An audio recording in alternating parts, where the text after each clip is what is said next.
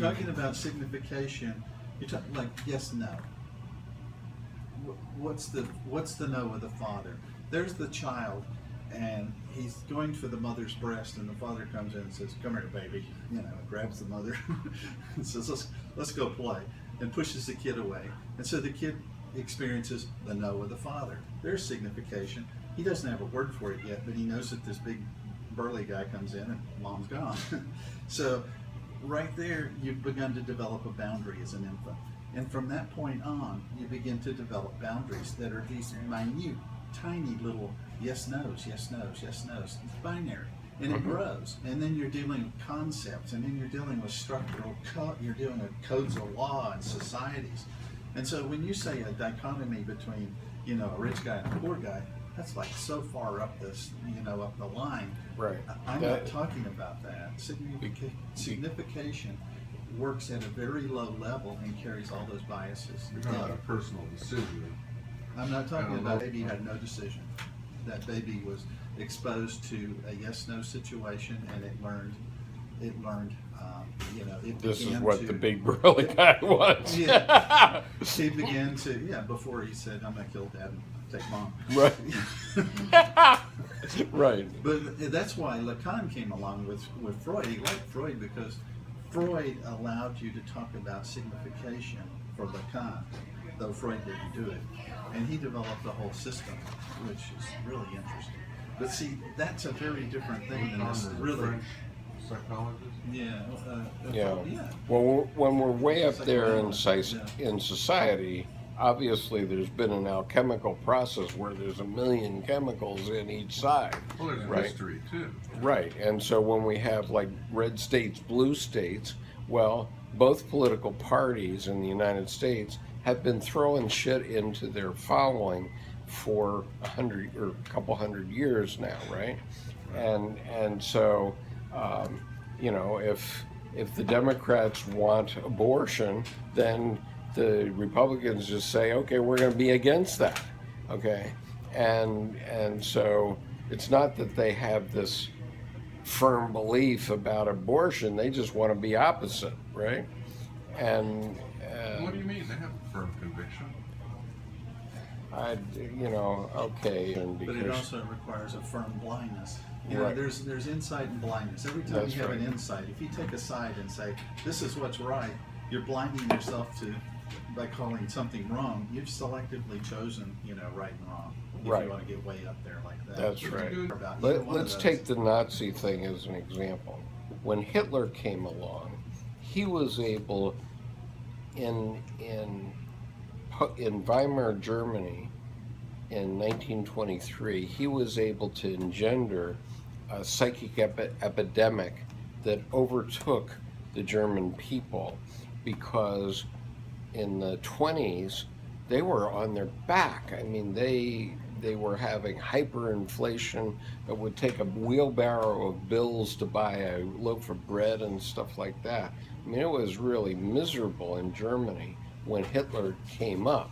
And so he was able to engender a psychic epidemic that ended up destroying the country, basically, okay?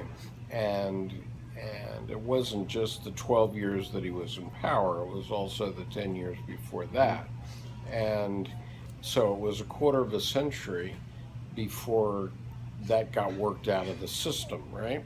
Okay, so the Nazi ideas are still out there, as Bill is saying. They haven't gone away, they're still there.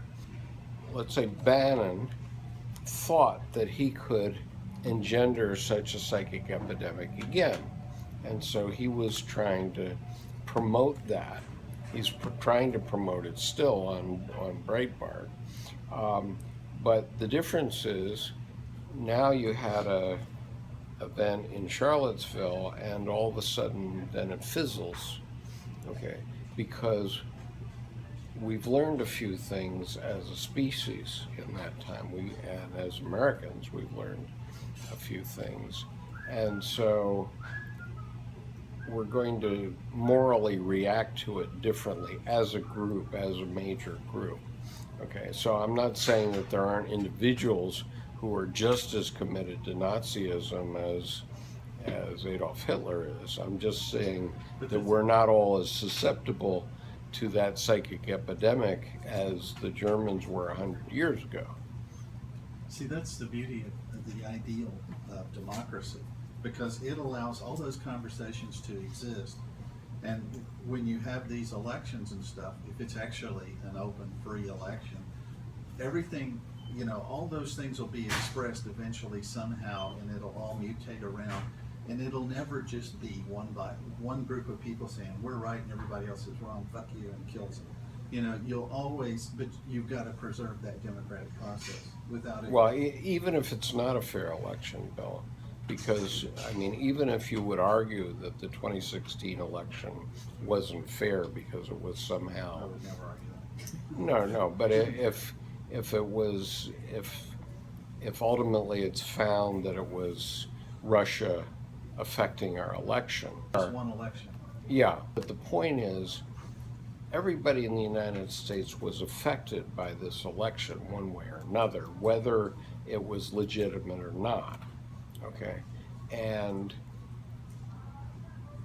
Yeah, but you. therefore, there, as long as what you're saying is, as long as we can keep talking about it, and we can keep voting a year from now, and 3 years from now, or 4 years from now, 3 years from now, again, then in the long run, it really doesn't make much difference.